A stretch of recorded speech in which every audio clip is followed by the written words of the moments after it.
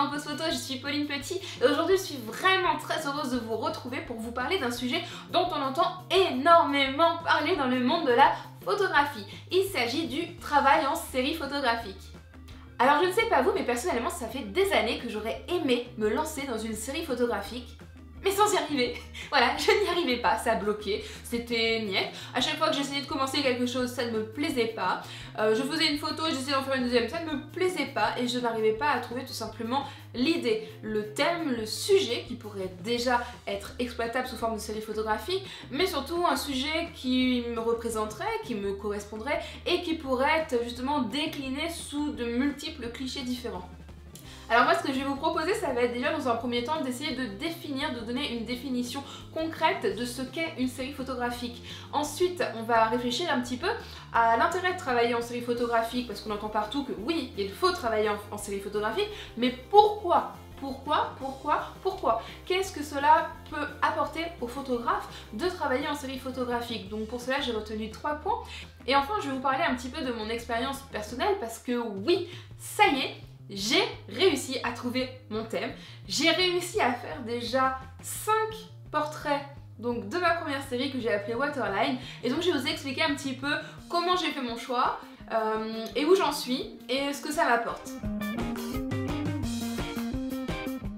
Alors j'ai fait quelques recherches, notamment sur le net, et finalement la définition que je vais retenir, c'est la définition que propose Éric Forêt, donc dans son livre Serial Photographer, un livre que j'ai acheté il y a un an et demi je crois, et que j'ai littéralement dévoré en un week-end, tout simplement parce que c'est un livre qui est très bien fait, qui est très concret, et qui se lit vraiment très facilement et rapidement.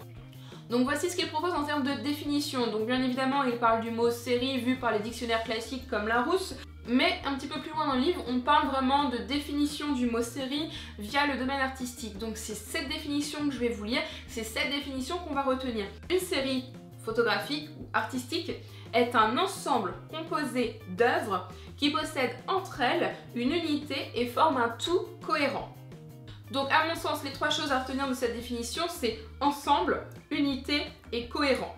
C'est-à-dire donc ensemble, parce qu'une série ne peut pas être composée d'une seule photo. Une série est forcément composée de plusieurs photos. Le mot unité, à l'intérieur duquel on retrouve uni, union, doit permettre à mon sens aux spectateurs de visualiser que les photos, indépendamment des unes des autres, font quand même partie, sont quand même reliées les unes aux autres. Donc ça peut être un élément graphique, ça peut être une couleur, ça peut être un thème, une ambiance, un ressenti, ça peut être énormément de choses. Mais il doit y avoir quelque chose à l'intérieur de chaque photo qui permet aux spectateurs de les relier entre elles.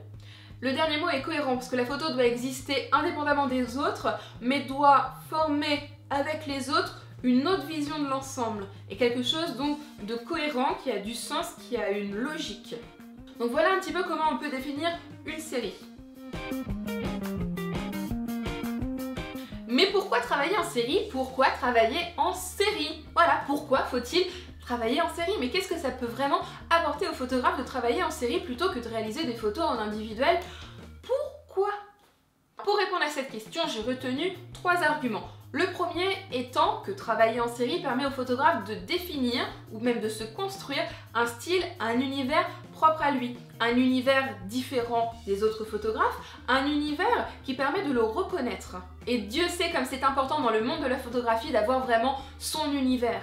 Alors si vous êtes comme moi, ça faisait des années que je me considérais sans univers, sans style, un photographe touche à tout, mais qui avait pas vraiment sa patte en fait.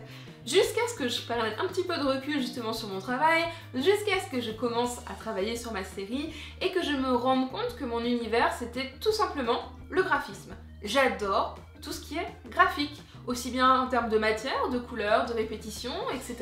J'adore le graphisme. Donc mon univers, je ne vais pas le chercher plus loin, j'adore le graphisme.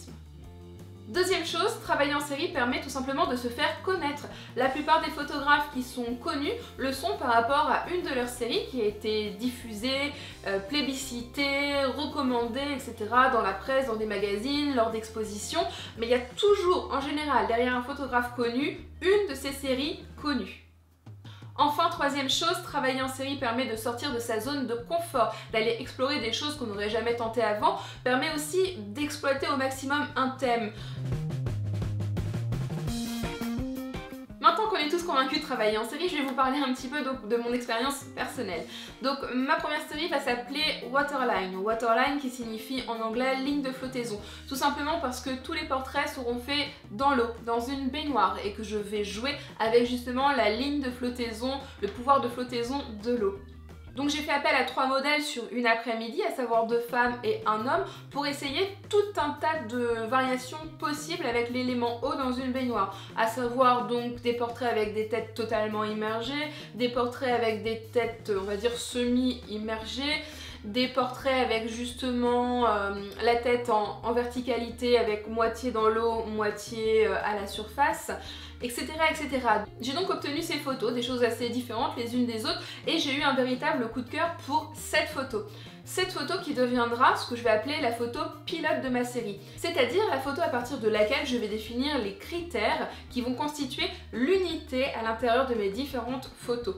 Les critères que j'ai définis pour réaliser ma série seront donc 1. Portrait de femme uniquement, 2. Tête semi-immergée, c'est-à-dire que l'eau, la ligne de flottaison, sera située juste en avant des oreilles, 3. Respect du format carré, tous mes portraits seront recadrés en format carré, et 4. Avoir un élément graphique justement sur la ligne de flottaison. Donc là c'était des petites étoiles, mais par la suite je vais essayer d'intégrer d'autres éléments qui flottent pour vraiment faire des univers graphiques.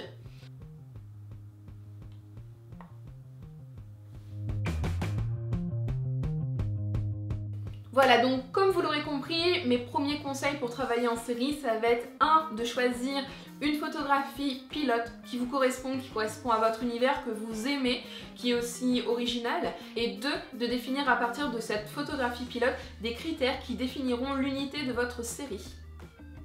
Cette vidéo concernant les séries est maintenant terminée, mais elle sera la première d'une longue liste puisque je compte filmer à chaque nouvelle session un behind the scene de la prise de vue en vous expliquant ce que j'ai appris, comment j'évolue dans ma série et ce que chaque session de prise de vue m'apporte en termes de direction, de décision et d'évolution. Je vous donne donc rendez-vous tout de suite pour la deuxième vidéo. Bye!